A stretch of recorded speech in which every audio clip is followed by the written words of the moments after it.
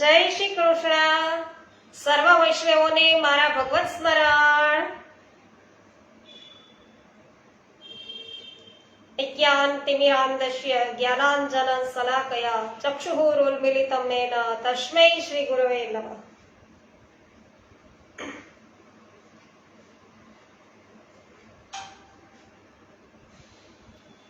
સર્વ વૈષ્ણવોનું હાર્દિક સ્વાગત છે પુષ્ટિ સત્સંગ પેજ ઉપર.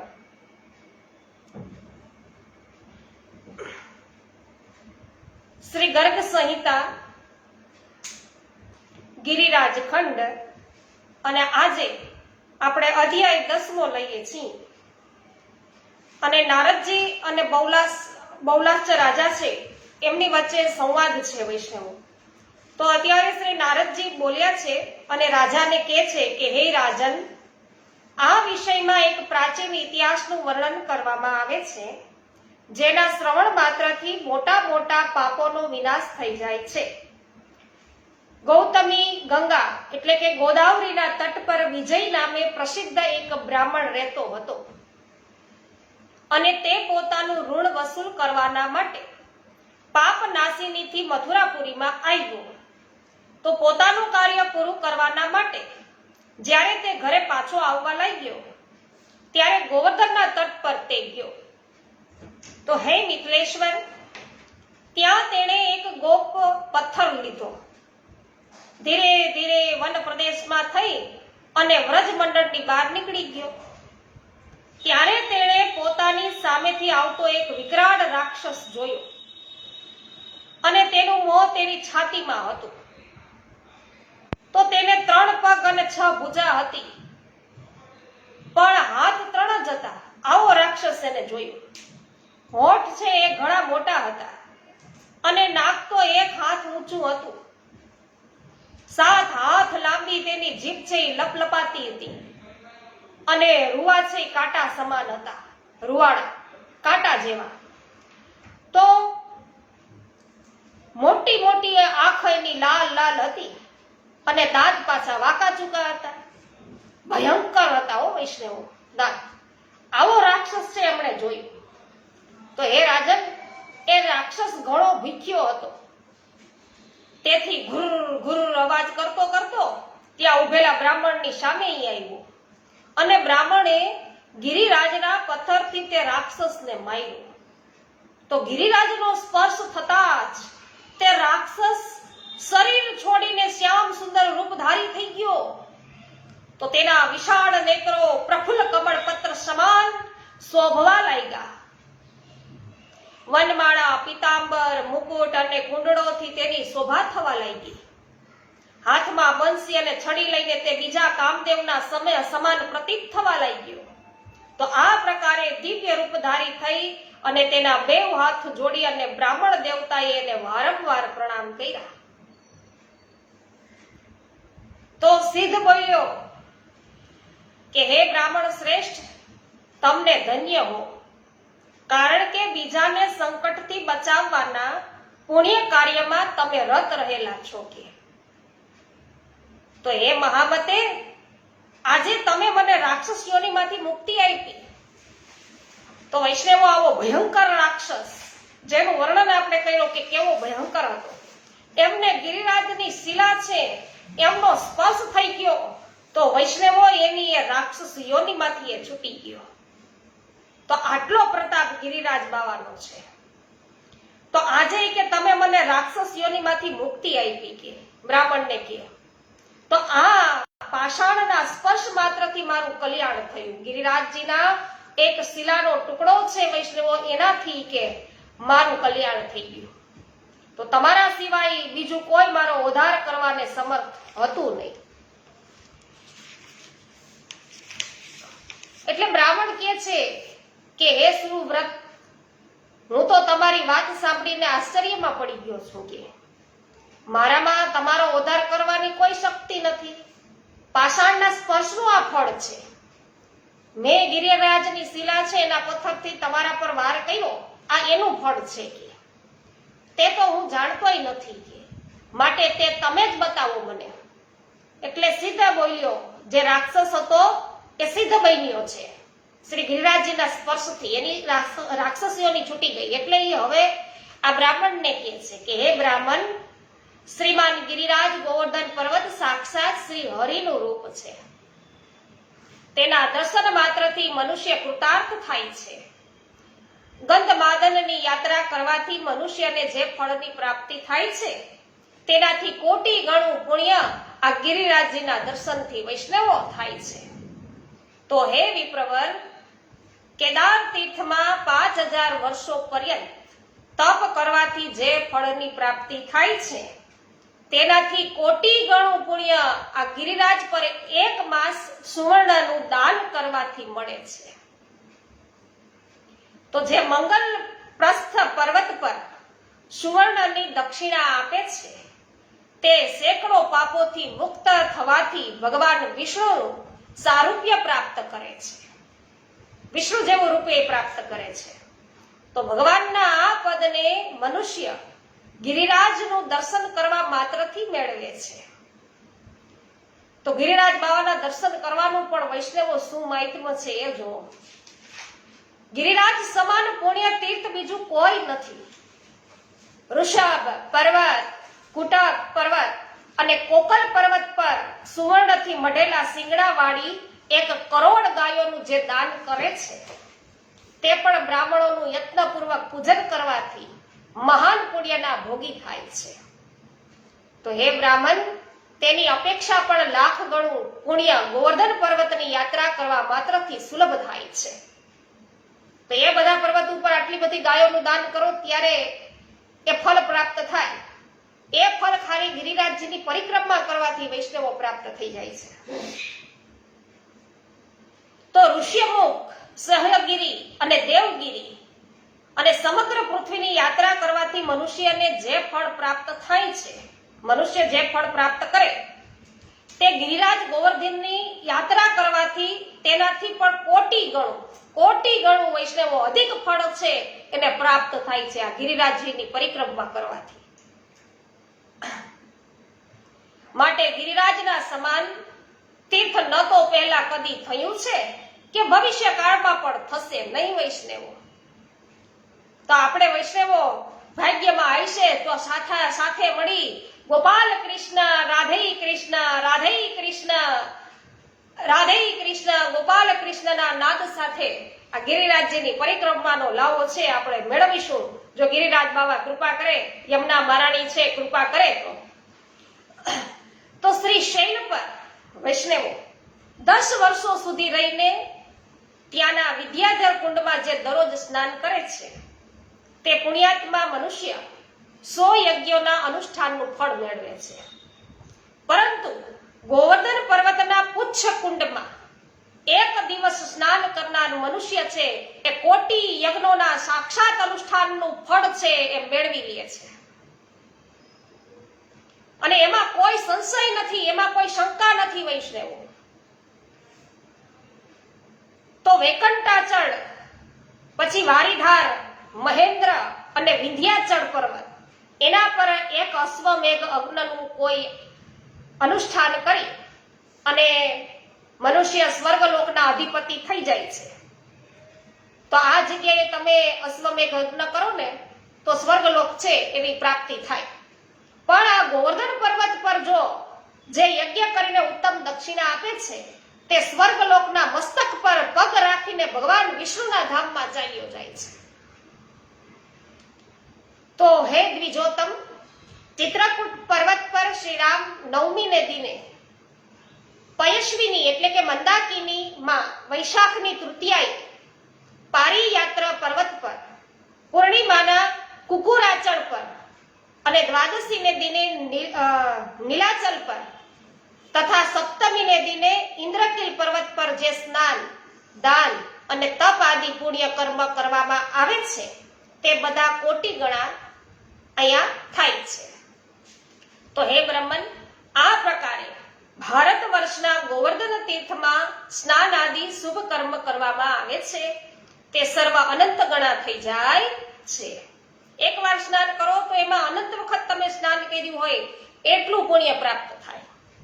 તો બૃહસ્પતિની સિંહ રાશિમાં સ્થિત થવાથી ગોદાવરીમાં અને કુંભ રાશિમાં સ્થિત થવાથી હરિદ્વારમાં, પુષ્ય નક્ષત્ર આવતા પુષ્કરમાં, સૂર્યગ્રહણ આવે ત્યારે કુરુક્ષેત્રમાં, ચંદ્રગ્રહણ થાય ત્યારે કાશીમાં અને ફાલ્ગુન આવતા નૈમિષારણ્યમાં, એકાદશીના દિને શુકર તીર્થમાં, કાર્તિકી પૂર્ણિમાએ ગુઢ મુકેશ્વરમાં, જન્માષ્ટમીના દિને મથુરામાં અને દ્વાદશીના દિને ખાંડવવનમાં, કાર્તિકની પૂર્ણિમાએ વટેશ્વર નામના મહાવડની પાસે, મકર સંક્રાંતિએ પ્રયાગ તીર્થમાં અને વૈધૃતિ યોગ આવતા બહિષ્મતીમાં, શ્રી રામનવમીના દિને અયોધ્યાની સરયુ નદીના તટ પર, શિવ ચૌદસે શુભ વૈદ્યનાથ વનમાં અને સોમવારી અમાવસ્યાએ ગંગાસાગર સંગમમાં, 10મે સેતુબંધ પર તથા 7મે શ્રી રંગતીર્થમાં કરેલું સ્નાન, દાન, તપ, જપ, વેદ પૂજન, બ્રાહ્મણ પૂજન વગેરે જે શુભ કર્મ કરવામાં આવે છે, હે દ્વિજોતમ, એ તો આ ગિરિરાજજીની પરિક્રમામાં ત્યાં આવેલા કુંડમાં સ્નાન કરવાથી કરોડો ગણું થઈ જાય છે. તો વૈષ્ણવ આ બધા જ તીર્થ બતાવી દીધા, જે હમણાં પ્રયાગે બધા છે સ્નાન કરવા ગયા હતા, એ પ્રયાગરાજ બધા ગયા હતા કે કેટલા વૈષ્ણવ, કેટલા લાખો લોકોએ છે તેમાં સ્નાન કર્યું. તો એને જે પુણ્ય પ્રાપ્ત થાય એનાથી અનંત ગણું, વૈષ્ણવો કરોડો ગણું છે એ પુણ્ય તો અહીંયા ગિરિરાજ તીર્થે પ્રાપ્ત થાય છે. તો આ સર્વના સમાન પુણ્ય કેવળ ગોવર્ધન પર્વતની યાત્રા કરવાથી વૈષ્ણવો પ્રાપ્ત થઈ જાય છે. તો હે મિથિલેન્દ્ર, જે ભગવાન શ્રી કૃષ્ણમાં મનને એકાગ્ર કરીને નિર્મળ એવા ગોવિંદ કુંડમાં સ્નાન કરે છે, તે ભગવાન શ્રી કૃષ્ણનું સારૂપ્ય પ્રાપ્ત કરે છે અને તેમાં શંકા નથી. એટલે આપણે વૈષ્ણવો કહીએ છીએ કે ગોવર્ધન કી રહીએ તળેટી, શ્રી ગોવર્ધન કી રહીએ તળેટી, નિત્ય પ્રતિદિન ગોવિંદ કુંડ में નહીએ તળેટી, શ્રી ગોવર્ધન કી રહીએ તળેટી.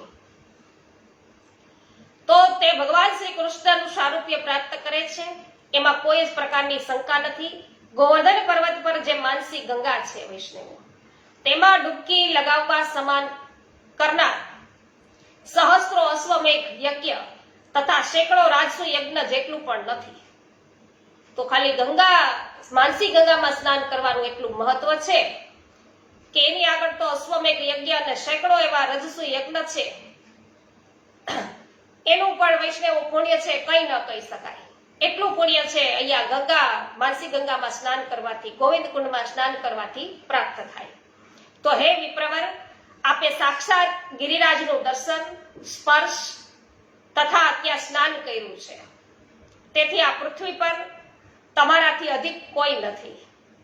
તો જો આપને વિશ્વાસ નહીં હોય તો મારા ભણી તમે જુઓ, મારા સામે તમે જુઓ. રાક્ષસ જે હતો ને એ કહે છે કે હું તો મહાપાપી હતો, કિંતુ આ ગોવર્ધનની શિલાના સ્પર્શ થવા માત્રથી મેં ભગવાન શ્રી કૃષ્ણનું સારૂપ્ય પ્રાપ્ત કર્યું, એના જેવા થઈ ગયા વૈષ્ણવો. તો કેટલો કદરૂપો લાગતો હતો એ રાક્ષસ, 3 હાથ વાળો, 1 ફૂટ લાંબુ એવું નાક, દાંત એવા ભયંકર, લાલ લાલ એની આંખો અને એવું ખરાબ સ્વરૂપ હતું. અને જ્યાં ગિરિરાજ બાવાની શિલા છે એમનો સ્પર્શ થવાથી કેવા સુંદર થઈ ગયા, મુકુટ ધારણ કરેલા, પિતાંબર વાળા, હાથમાં વેણુ વાળા, એટલે કે વિષ્ણુ સમાન એનું સ્વરૂપ થઈ ગયું વૈષ્ણવ. તો ગોવર્ધનની શિલાના સ્પર્શ થવા માત્રથી મેં ભગવાન શ્રી કૃષ્ણનું સ્વારૂપ્ય પ્રાપ્ત કર્યું છે, એમ આ રાક્ષસ કે છે. તો વિચાર કરો કે આ ગિરિરાજ બાવાની પરિક્રમા, ગિરિરાજ બાવાના દર્શન, ત્યાં આવેલા કુંડો, એમાં સ્નાન કરવાનું શું મહાત્મ્ય થાય. તો આ પ્રમાણે શ્રી ગર્ગ સંહિતામાં ગિરિરાજ ખંડના શ્રી નારદ બહુલાશ્ચ સંવાદમાં શ્રી ગિરિરાજજીનું મહાત્મ્ય નામનો 10મો અધ્યાય છે એ પૂરો થયો. શ્રી ગોવર્ધનનાથ કી જય.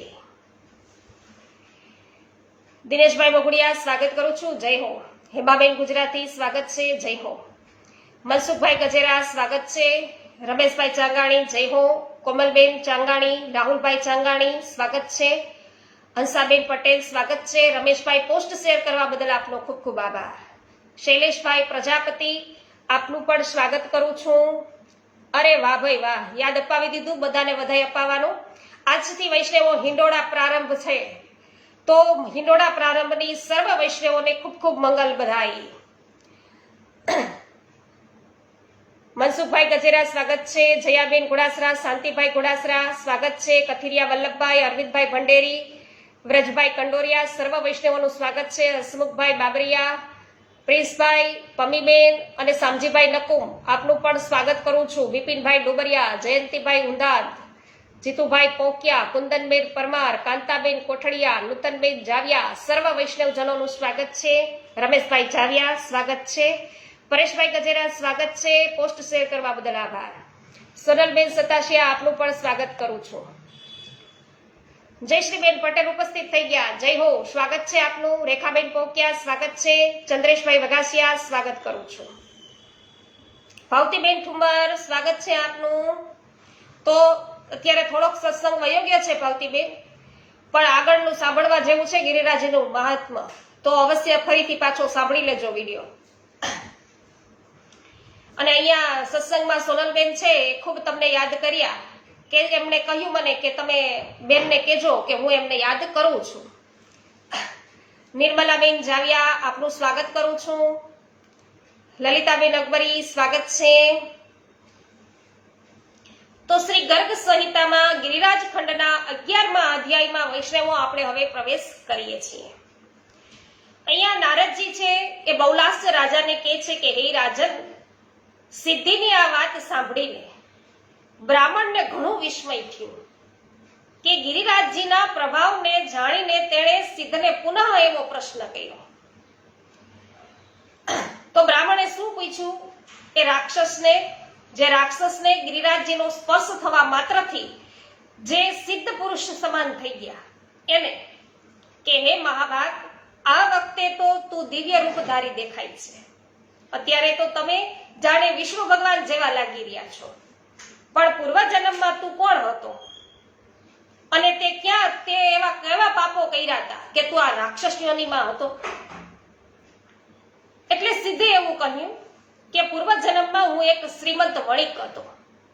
અત્યંત વણિક બાળક હોવાના કારણે મને બાળપણથી જ જુગાર રમવાની ટેવ પડી ગઈ હતી કે, અને ધૂર્તો અને જુગારીઓ છે એની સંગતમાં, જુગારી હોય એને એનો જ સંગ થાય ને, તો એવા લોકોના સંગતમાં મને સર્વથી ચતુર ગણવામાં આવતો હતો. તો એ બધાયમાં તો જાણે પોતે શિરોમણી હતો જુગારીઓમાં. અને આગળ પણ હું વેશ્યામાં કે આસક્ત થઈ ગયો. પછી કુફત પર હું ચાલતા મદિરાના મદથી ઉન્મત્ત રહેવા લાગ્યો.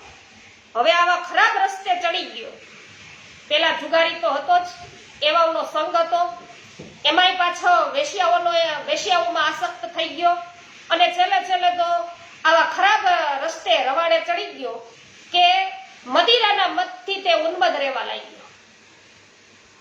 તો હે બ્રાહ્મણ, એ કારણે મને મારા માત પિતા અને પત્નીના તરફથી ઘણો બધો ફિટકાર મળવા લાગ્યો. તે એક દિવસ મા બાપને તો મેં વિષ આપીને મારી નાખ્યા. બોલો. અને પત્નીને સાથે લઈ અને ક્યાંક ચાલ્યા જવાને બાને હું નીકળો, અને રસ્તામાં મેં તલવારથી એની હત્યા કરી નાખી. તો પોતાના જ હગાવાલા હતા, મા બાપ પત્ની બધાની હત્યા એને કરી નાખી.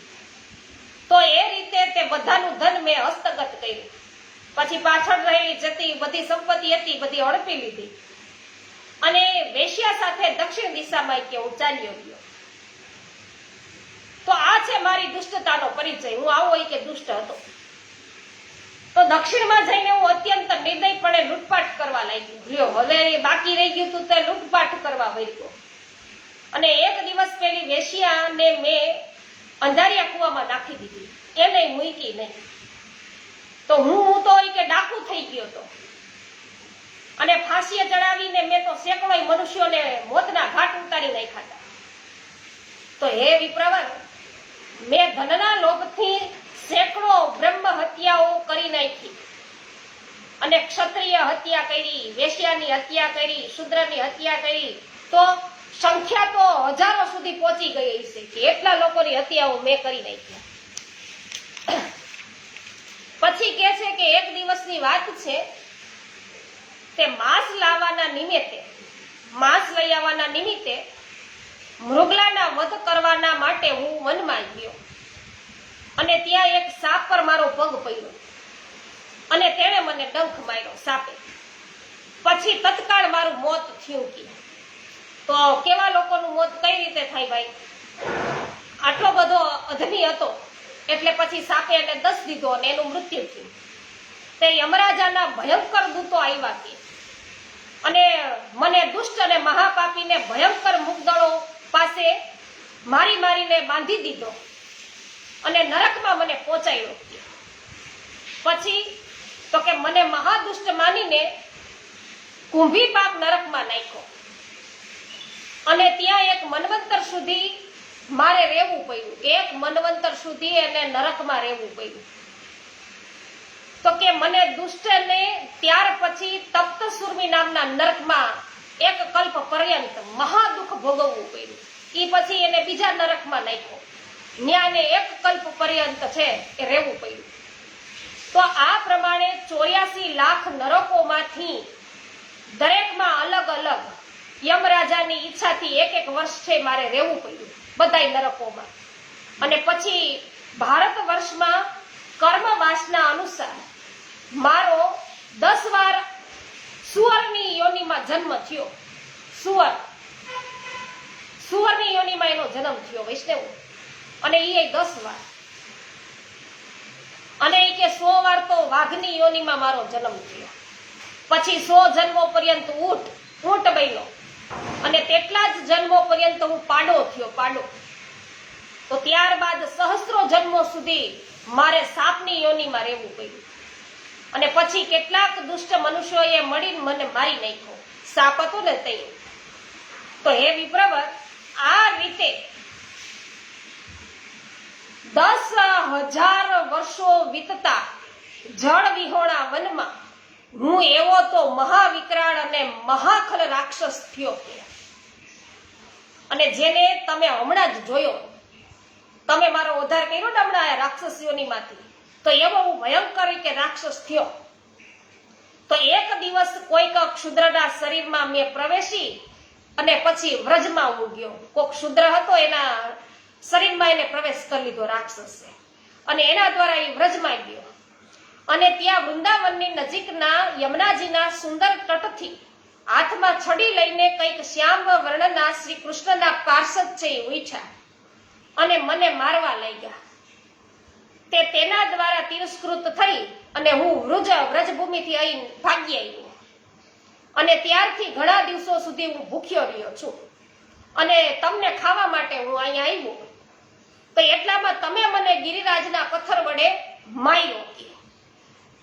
તો હે મુને, મારા પર સાક્ષાત શ્રી કૃષ્ણની કૃપા થઈ, તેનાથી મારું આ કલ્યાણ થયું છે.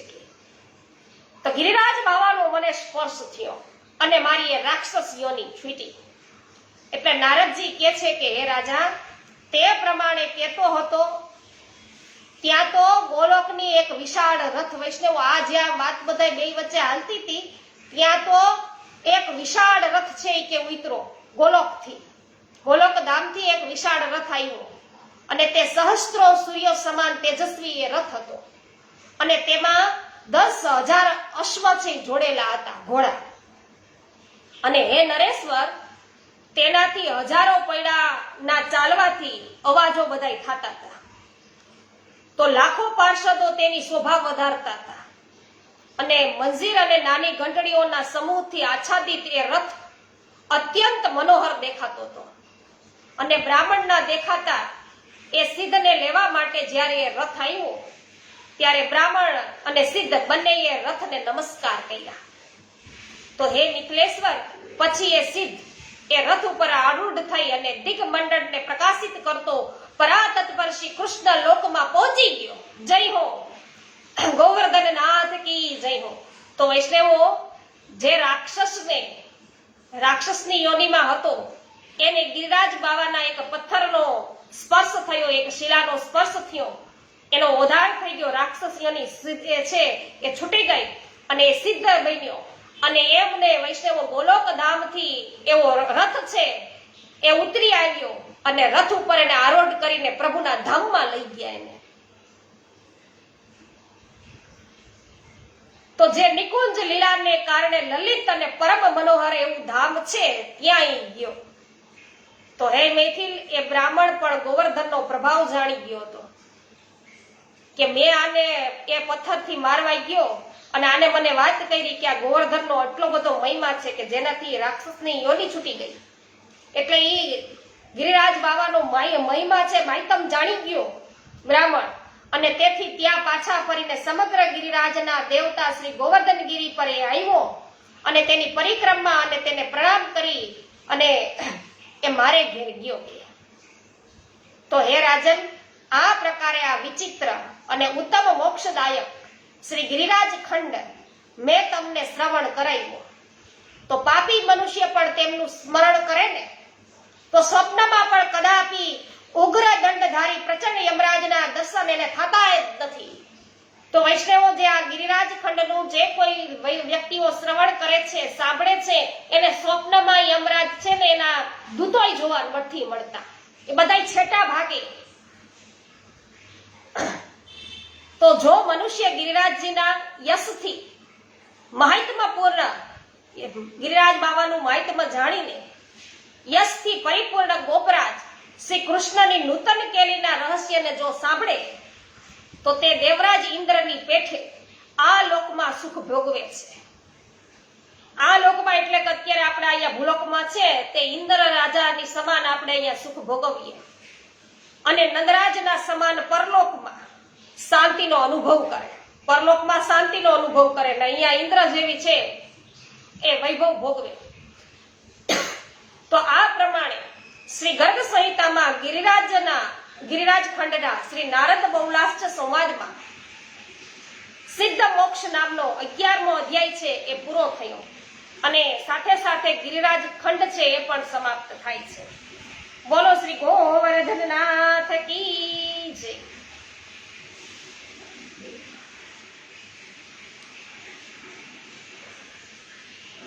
હા, કાંતાબેન સાચી વાત કરી. કાંતાબેન કોઠડિયા સ્વાગત છે. કે છે બેન કે પાપીને પણ છે ભગવાન મળ્યા. હા હા હા, બહુ સુંદર વાત કરી. પણ ગિરિરાજજીનો સ્પર્શ થયો એટલે વાહ ભાઈ વાહ.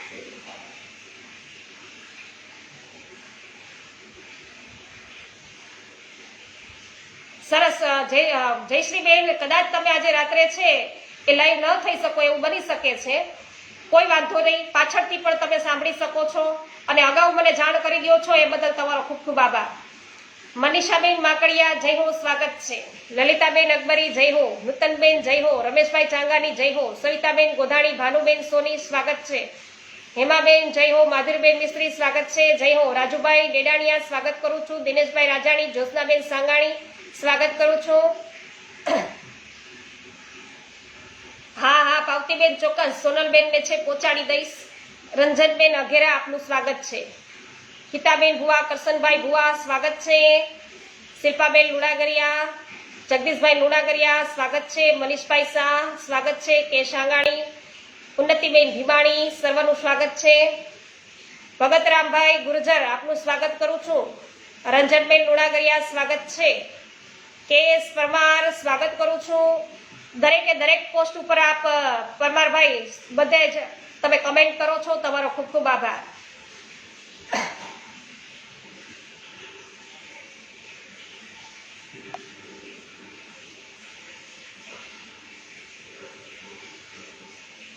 સરસ. જય હો જયશ્રીબેન. જ્યોત્સનાબેન ધામેચા, સ્વાગત છે. જયાબેન ઘોડાસરા, જય હો. તો વૈષ્ણવો, માધુર્ય ખંડ છે એ હવે પછી આવે છે. તો આપણે અવશ્ય ગુરુ પૂર્ણિમા અમથી હમણાં જ ગઈ જ છે તો આપણે માધુર્ય ખંડ લઈએ. અધ્યાય પહેલાની અંદર આપણે બધા પ્રવેશ કરીએ. શ્રુતિ રૂપા ગોપીઓ અને તેમનો શ્રી કૃષ્ણ દુર્વાસાની વાતોમાં સંશય અને શ્રી કૃષ્ણ દ્વારા તેનું નિરાકરણ એ આપણે જોઈએ. તો અહીંયા શ્લોક કહેવામાં આવ્યો છે. પહેલો શ્લોક એમાં શું કહે છે કે જેની અંગ કાંતિને અળસીના ફૂલની ઉપમા આપવામાં આવે છે, જે યમુના તટવર્તી કદમ વૃક્ષના મૂળ ભાગમાં વિદ્યમાન છે તથા નૂતન ગોપ ગોપાંગનાઓની સાથે લીલા વિલાસ કરતા અત્યંત શોભા પામે છે, તે વનમાળી શ્રી કૃષ્ણ મંગલનો વિસ્તાર કયો. પછી કહે છે કે જેમણે પિતાંબરની ફેટ બાંધી રાખી છે, જેમના મસ્તક પર મયુરપંખનો મુકુટ છે એ સુશોભિત છે અને ગરદન એક તરફ ઝૂકેલી છે, જેમણે કુટી અને બંસરી હાથમાં લીધી છે, જેમના કાનમાં કુંડળો ચંચળ અને ઝગમગી રહ્યા છે, તે પરમપટુ નટવેશધારી શ્રી કૃષ્ણ ના હું ભજન કરું છું, એટલે કે પ્રભુનું ધ્યાન કરું છું. તો બહુલાસ છે એવું પૂછ્યું. કોને? તો કે નારદજીને. શું પૂછ્યું? તો કે હે મુને, શ્રુતિ રૂપા આદિ ગોપીઓએ જે પૂર્વ પ્રાદતવરમાં અનુસાર પહેલા જ છે એ વ્રજમાં પ્રગટ થઈ ચૂકી હતી, અને કયા પ્રકારે શ્રી કૃષ્ણચંદ્રનું સહચર્ય એ પામ્યા. તો શ્રી કૃષ્ણચંદ્રનું સહચર્ય પામીને તેણે પોતાના મનોરથ છે એ પૂર્ણ કર્યા હતા. તો હે મહાબુદ્ધે, ગોપાલ શ્રી કૃષ્ણચંદ્રનું ચરિત્ર પણ અદ્ભુત છે. તો એ કયો? કારણ કે આપ પરાપર વેતાઓમાં સર્વશ્રેષ્ઠ છો. એટલે શ્રી નારદજી કહે છે કે હે વિદેહરાજ, શ્રુતિ રૂપા કે જે ગોપીઓ હતી તે શેષશાહી ભગવાન શ્રી વિષ્ણુના પૂર્વકથિક વર્ષે વ્રજવાસી ગોપોના ઉત્તમ કુળમાં બધી ઉત્પન્ન થઈ, અને એ સૌએ વૃંદાવનમાં પરમ કમનીય નંદનંદનના દર્શન કરી અને તેમને વર રૂપે પ્રાપ્ત કરવાની ઈચ્છાથી વૃંદાવનેશ્વરી વૃંદાવન દેવી છે એની આરાધના કરી, અને વૃંદાએ આપેલા વરથી ભક્ત વત્સલ ભગવાન શ્રી હરિ તેના પર સત્વરે પ્રસન્ન થઈ અને હરરોજ તેમના ઘરોમાં રાસ ક્રીડાના માટે જવા લાગ્યા. આ શ્રુતિ રૂપા ગોપીઓના ઘરમાં હવે પ્રભુ રોજે રોજ જવા લાગ્યા અને ત્યાં પોતાની ક્રીડા દ્વારા તેમને બધાને સુખ આપવા લાગ્યા, કારણ કે એને વૃંદાવન દેવીની આરાધના કરી અને પ્રભુ એના ઉપર તરત જ છે એ પ્રસન્ન થઈ ગયા. તો હે નરેશ્વર, એક રાત્રે 2 પ્રહર વીતતા ભગવાન શ્રી કૃષ્ણ રાસના માટે તેમના ગૃહે ગયા. તે વેળાએ ઉત્કંઠિત ગોપીઓએ તે પરમ પ્રભુના અત્યંત ભક્તિભાવથી પૂજન કરી અને પછી મધુરવાણીમાં એમને પૂછ્યું. ગોપીઓએ શું બોલી? ગોપીઓ કે હે અધનાશન શ્રી કૃષ્ણ, એટલે કે પાપોને દૂર કરનારા પ્રભુ, જેમ ચકોરી ચંદ્ર દર્શનના માટે ઉત્કૃષ્ટ હોય છે, ઉત્સુક રહે છે, તે પ્રકારે અમે ગોપાંગનાઓ આપને મળવાના માટે ઘણી જ ઉત્સુક છીએ. માટે આપ અમારા ઘરમાં તરત જ શા માટે ના આવ્યા? કેમ વાર લગાવી? એટલે ભગવાન બોલ્યા કે હે પ્રિયાઓ, જે જેમના હૃદયમાં નિવાસ કરે છે તે તેમનાથી કદીએ દૂર રહેતા નથી. એટલે કે પ્રભુ કે હું તો તમારા હૃદયમાં જ રહું છું, પછી દૂર થવાની ક્યાં વાત જ આવે છે?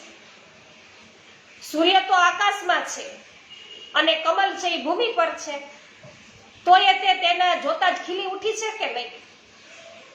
તો તે સૂર્યને પોતાની અત્યંત નિકટમાં અનુભવ કરે છે, દૂર હોવા છતાં પણ. તો સૂર્યના દર્શન માત્રથી છે કમળ બધા ખીલી ઉઠે છે અને એ નિકટતાનો અહેસાસ છે એ કરે છે. તો હે પ્રિયાઓ, આજે મારા સાક્ષાત ગુરુ ભગવાન દુર્વાસા મુનિ ભાંડીર વનમાં પધાર્યા છે,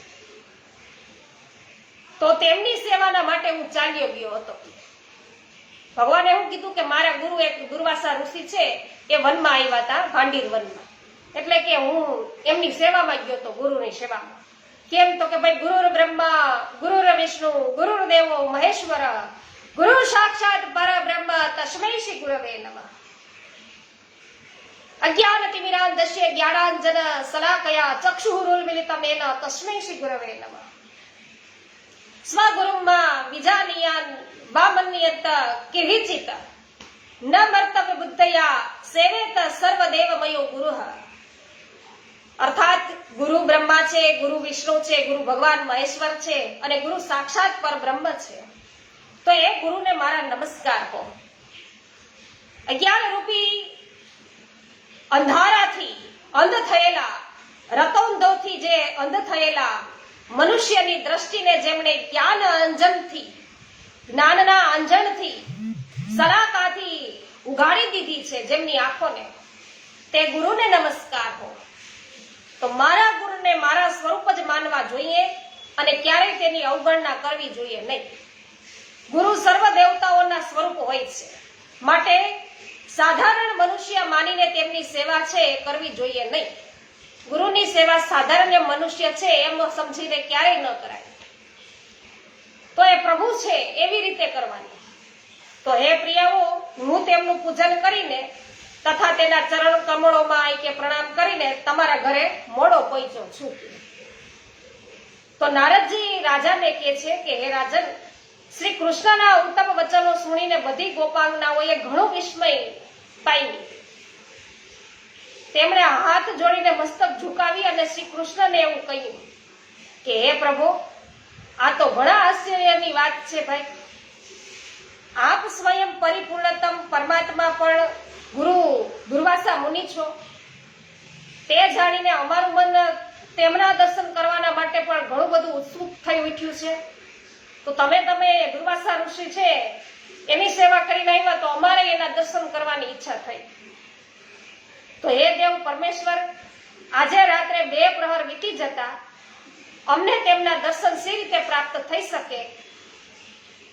વચ્ચે વિશાળ નદી યમુનાજી છે એ પ્રતિબંધક થઈને ઊભી છે. માટે હે દેવ, નાવ વિના યમુનાજી પાર કરવાનું સી રીતે બની શકશે? એટલે ભગવાન કહે, હે પ્રિયાઓ, જો તમારે બધાએ અવશ્ય જવું જ હોય તો યમુનાજી પાસે પહોંચીને માર્ગ મેળવવાના માટે આ પ્રમાણે તમે કહેજો. કોની પાસે માર્ગ મેળવવાનો છે? યમુનાજી પાસે. તો ત્યાં જઈને તમારે શું કહેવાનું? ઈ પ્રભુ કહે છે, જો શ્રી કૃષ્ણ બાળ બ્રહ્મચારી અને સર્વ પ્રકારના દોષોથી રહિત હોય, શ્રી કૃષ્ણ બાળ બ્રહ્મચારી અને સર્વ પ્રકારના દોષ રહિત હોય, તો સરિતાઓમાં શ્રેષ્ઠ હે શ્રી યમુનાજી, અમને માર્ગ આપો. એમ તમારે ત્યાં યમુનાજી પાસે જઈને કેવું કે આમ કહેશો એટલે યમુનાજી તમને પોતે જ માર્ગ કરી આપશે અને તે માર્ગથી તમે સૌ વ્રજાજ્ઞાઓ સુખેથી ચાલી જજો. તો જે લોકો એમ કહેતા હોય ને કે ભાઈ 2 પત્નીમાં એમાં હું વાંધો હવે, કૃષ્ણ ભગવાનને તો આટલી પટરાણીઓ હતી, 16,000 છે એ પટરાણીઓ હતી કે. તો કે છે અહીંયા શું કે છે, છતાંય વૈષ્ણવ શ્રી કૃષ્ણ છે એ બાળ બ્રહ્મચારી કન્યા. એટલે વિચાર કરજો. તો શ્રી નારદજી બોલ્યા કે હે રાજન, તેમના આવા વચન સુણીને સર્વ ગોપીઓ જુદા જુદા મોટા પાત્રોમાં 56 ભોગ લઈ અને યમુનાજીના તટ પર ગઈ અને મસ્તક ઝુકાવીને તેમણે શ્રી કૃષ્ણના કહ્યા પ્રમાણે છે બધું કીધું કે હે મિથિલેશ્વર, પછી તો તત્કાળ શું થયું ખબર? યમુનાજીએ ગોપીઓને માટે માર્ગ કરી આપ્યો, કારણ કે પ્રભુ તો બાળ બ્રહ્મચારી છે. 1600 ગોપીમાં વાલે રાસે રચ્યો છે ને તોય કહેવાયા બ્રહ્મચારી. અને કેટલા પ્રકારના 56 ભોગ વૈષ્ણવો, અને છતાંય પ્રભુ કહેવાયા છે ઉપવાસી. એ અમથા નહીં. તો અહીંયા છે યમુનાજીએ માર્ગ કરી આપ્યો છે અને તે માર્ગે સર્વ ગોપીઓ માર્ગ કર્યો એટલે બધી વિસ્મિત થઈ ગઈ ગોપીઓ. અને ભાંડીર વનની પાસે છે એ માર્ગ કરી દીધો એટલે ચાલી અને ભાંડીર વન સુધી તેઓ પહોંચી અને ત્યાં તેમણે દુર્વાસા મુનિની પરિક્રમા કરી અને તેમની સમક્ષ ઘણી બધી ભોજન સામગ્રી ધરાવીને તેમના દર્શન કર્યા. પછી બધી ગોપીઓ એવું કહેવા લાગી કે હે મુને, પેલા અમારું છે અન્ન છે એનો આપ ભોજન કરો કે એનું. તો આ પ્રમાણે પરસ્પર વિવાદ કરતી ગોપીઓના ભક્તિ સૂચક ભાવ જાણી અને દુર્વાસા મુનિએ આ પ્રમાણે વિમળ વચન એને કહ્યા. શું કીધું દુર્વાસા મુનિએ કે હે ગોપીઓ, હું કૃતકૃત્ય પરમહંસ છું, કે નિષ્ક્રિય છું તેથી તમે લોકો પોતપોતાનું ભોજન સ્વ હસ્તે જ તમે મારા મુખમાં મૂકો કે. નારદજી બોલ્યા કે હે રાજા, આમ કહીને જ્યારે તેમણે પોતાનું મોં ખોલ્યું, ફેલાવ્યું, ત્યારે સર્વ ગોપીઓએ અત્યંત હર્ષ સહિત પોતપોતાના 56 ભોગો તેમના મુખમાં એક સાથે જ મૂકવાની શરૂઆત કરી, બધી ગોપીઓએ. અને અન્ન મોંમાં મુકતી એ ગોપીઓના જોત જોતામાં મુનિ દુર્વાસા છે એ ભૂખ પીડિતની જેમ જે સઘળા ભોગ કે જે કરોડો ભારથી ઓછા નહોતા એ બધાય સાફ કરી ગયા. અને ગોપીઓ બધી આશ્ચર્યચકિત થઈ અને એકબીજાની સામે જોવા લાગી, આપણે બધું એકાયરે ખવડાવીએ છીએ, તે બધુંય ખાઈ ગયા અને આ બધું સપાચટ કરી ગયા. તો હે નૃપશ્રેષ્ઠ, આ રીતે ગોપીઓના બધા પાત્રો ખાલી ખમ થઈ ગયા. અને પછી તે પરમ શાંત અને ભક્ત વત્સલ મુનિને આશ્ચર્ય પામેલી ગોપીઓએ પૂર્ણ મનોરથ થઈ અને પ્રણામ કર્યા. અને આ પ્રમાણે એ બોલી ગોપીઓ કે હે મુને, અહીં આવતા પૂર્વે શ્રી કૃષ્ણે કહેલી વાતો દોહરાવીને માર્ગ મળતા યમુનાજીને પાર કરીને અમે બધા અહીંયા આવ્યા છીએ આપના દર્શન કરવાને માટે. તો શુભ ઈચ્છા લઈને અમે અહીંયા આવ્યા છીએ. હવે અહીંથી અમે કઈ રીતે પાછા જઈશું તે વિશે મોટો સંદેહ હવે અમારા મનમાં છે. અહીંથી પાછું કેમ જવું કે તે તો ભગવાને કીધું તું એ પ્રમાણે અમે કર્યું. માટે આપ જ હવે એવો કોઈ ઉપાય બતાવો કે જેથી અમારો માર્ગ છે એ સરળ થઈ જાય. એટલે મુનિએ કીધું દુર્વાસા ઋષિએ કે હે ગોપીઓ, તમે બધા અહીંથી સુખેથી ચાલ્યા જાઓ. જ્યારે યમુનાજીને કિનારે તમે પહોંચો ને ત્યારે માર્ગ આપવા માટે તમારે આ પ્રમાણે હવે કહેવાનું. શું કહેવાનું? કે જો દુર્વાસા મુનિ આ પૃથ્વી પર કેવળ રસ પીને રહેતા હોય,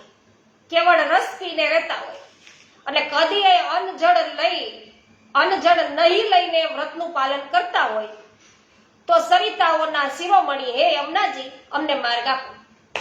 આવું કીધું. હમણાં ગોપીઓએ પોતે ખવડાવ્યું છે હાઈથે, હે, અને એના બધાય પાત્રો છે ખાલી ખમ થઈ ગયા.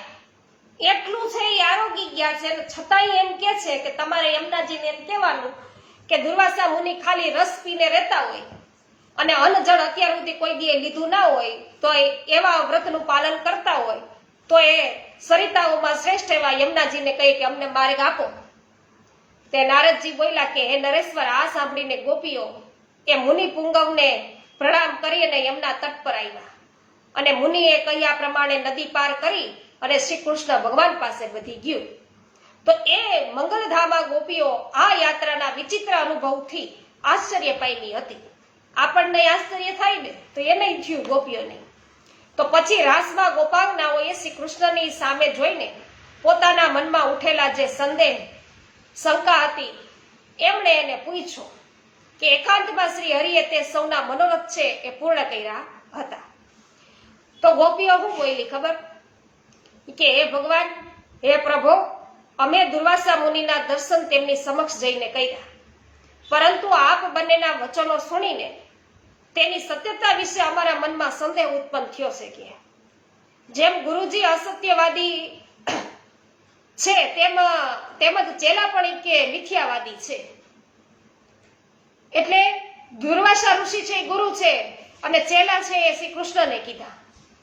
તો એમાં કે કોઈ સંશય નથી કે. તો હે અધનાસન, આપ તો ગોપીઓના ઉપપતિ અને બાળપણથી જ રસિક છો, ગોપીઓમાંથી જ વીંટળાયેલા રહ્યો છો આપ તો પછી આપ બાળ બ્રહ્મચારી કઈ રીતે થયા કે હાલો ઈ કયો તે અમને સ્પષ્ટ કરો. તો અમને અમારી સમક્ષ છે અમારી સમક્ષ ઘણા બધા અન્નના 56 ભોગ. અન્ન ખાનારા એ દુર્વાસા મુનિ કેવળ દુર્વાસાનો ખાલી કે દુર્વાનો રસ એટલે કે ઘાસનો રસ પીને રહેતા હોય ઈ કેવી રીતે બની શકે કે. તો એ વ્રજેશ્વર, અમારા મનનમાં એનો ભાર છે, સંદેહ છે એ ઉઠ્યો છે કે આપ કાયમની કે અમારાથી ગોપીયજનોથી જ તમે ઘેરાયેલા રહ્યો છો અને છતાંય આપ બ્રહ્મચારી અને અમારી સામે એટલું બધું આરોગી ગયા અને છતાંય એમ જ કે દુર્વાના રસ ઉપર રહેનાર છે એમ.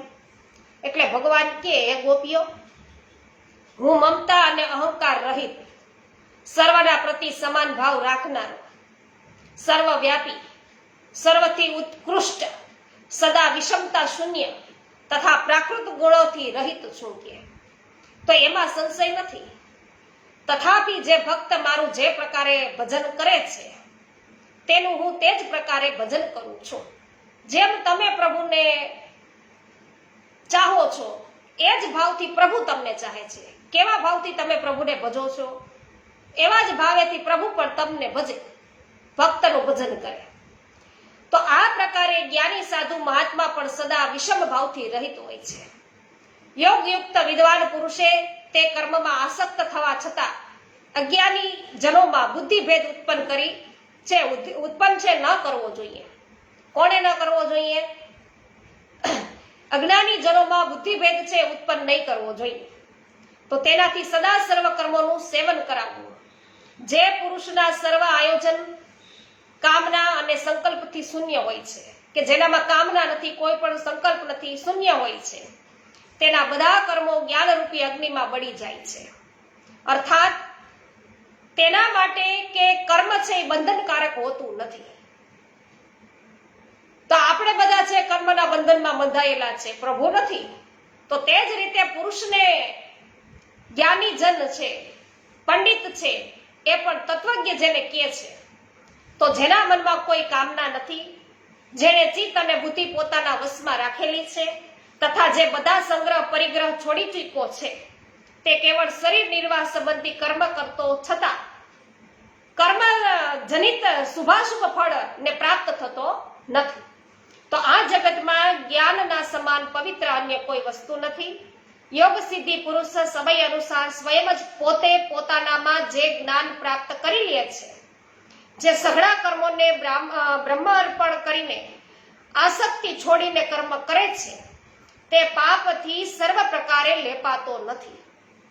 અને જેમ કમળનું પાન છે એ જળથી લેપાતું નથી, એ જ પ્રકારે કમળ કેમાં હોય? જળમાં જ હોય છે, છતાં એનું પાન છે એ જળથી લેપાતું નથી. તો આ બધા કદાચ જ્ઞાની પુરુષો, સિદ્ધ પુરુષો સંસારમાં હોય ને છતાં પણ એને સંસાર છે અટકી શકતો નથી. માટે દુર્વાસા મુનિ તમારા સૌનું હિત સાધવામાં તત્પર થઈને ઘણું ખાનારા થયા, તો પોતાને તેને કદી ભોજનની ઈચ્છા એને પોઈતને થતી નથી. તો તે કેવળ પરિચિત દુર્વાસાનો જ આહાર કરે છે, રસનો જ આહાર કરે છે. આ તો તમે બધા છે એ દુર્વાસા ઋષિમાં મુનિ પાસે પહોંચ્યા, તો એ તો તમારા બધાનું હિત ઈચ્છનાર હતા, એટલે છે તમે એમને ખવડાવ્યું. માટે નારદજી હવે કહે છે કે હે મિથિલેશ્વર, શ્રી કૃષ્ણના આ વચન સુણી અને સર્વ ગોપીઓના સંશય છે દૂર થઈ ગયા, અને શ્રુતિ રૂપા ગોપાંગનાઓ છે જ્ઞાનમય થઈ ગઈ. તો આ પ્રમાણે શ્રી ગર્ગ સંહિતામાં માધુર્ય ખંડના શ્રી નારદ બહુલાચ સંવાદમાં શ્રુતિ રૂપા ગોપીઓનું ઉપાખ્યાન નામનો પહેલો અધ્યાય છે પૂરો થયો. ભાનુબેન પિત્રોડા સ્વાગત છે. મોહનભાઈ બેસાણીયા સ્વાગત છે. મુકુંદભાઈ પટેલ સ્વાગત કરું છું. વિનોદભાઈ વાછાણી સ્વાગત છે. નૂતનબેન ચાવિયા જય હો. રમેશભાઈ ચાંગાણી જય હો. વિઠ્ઠલભાઈ ગોંડલિયા સ્વાગત છે. જમનભાઈ વાડી સ્વાગત છે. ઘડિયા રસિકભાઈ સ્વાગત છે. પાવતીબેન જય હો. દિનેશભાઈ સંચાળા સ્વાગત છે. કુસુમબેન વડાલિયા સ્વાગત છે. ગોપાલભાઈ ગુમલિયા, કાંતાબેન ગુમલિયા સ્વાગત છે. હા, હેમાબેન ગુજરાતી, તમને પણ હિંડોળા પ્રારંભની ખૂબ ખૂબ મંગલ બધાઈ. ધ્રુવાંશુભાઈ ધડુક સ્વાગત કરું છું આપનું.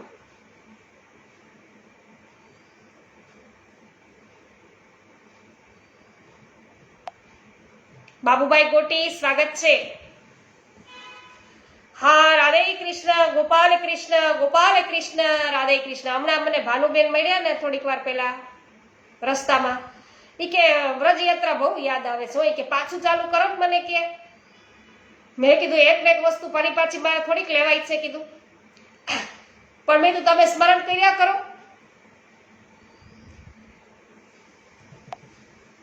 કંચનબેન પટેલ આપનું સ્વાગત છે.